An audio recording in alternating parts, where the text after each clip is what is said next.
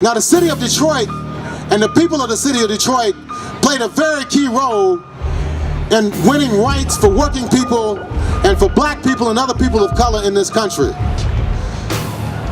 The struggles that took place around the recognition of the United Auto Workers during the 1930s and 1940s brought about the 8-hour day. They brought about fairly decent working conditions for ordinary people in this country. That's why people's living standards went up. It came out of a struggle. It wasn't given to us by these bankers and by these industrialists who are meeting right now down at the Renaissance Center. It came out of the blood, sweat, and tears of working people and black people and other people of color in this country. Those were the ones who marched, who sat in, who struggled, who fought, who went to jail, who died for us to gain the rights that we have today. This is the CEO Devastation Tour of Detroit. We're going to go through Detroit communities. We're going to show the devastation that has been wrought by the mortgage foreclosures, by the plant closings that have gone on for decades in this city.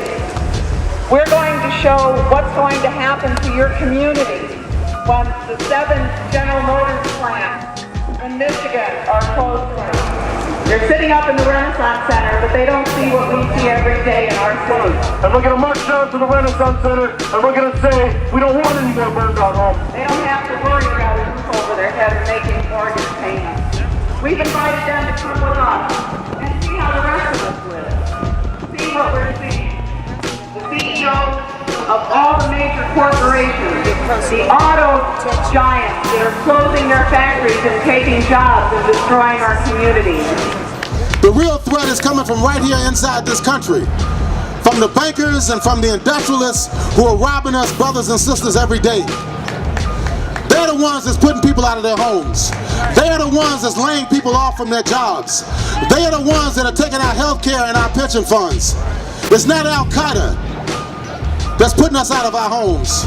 It's not Al-Qaeda that's laying us off from our jobs. And we need to recognize that. It's the bankers on Wall Street who finance the industrialists in this country that's causing the mass unemployment. And we have to stand up and be willing to say that.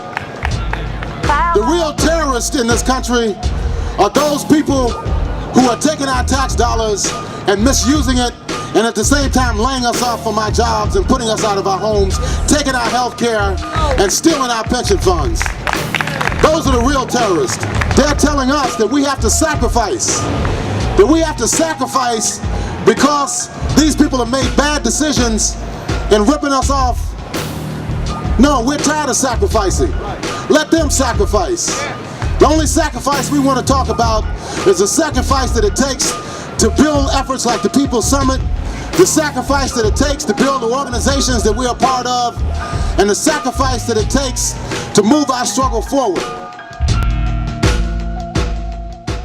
Bin Laden didn't blow up the projects.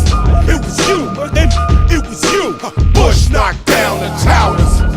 It was you, it was you, motherfucker. Bin Laden didn't blow up the projects.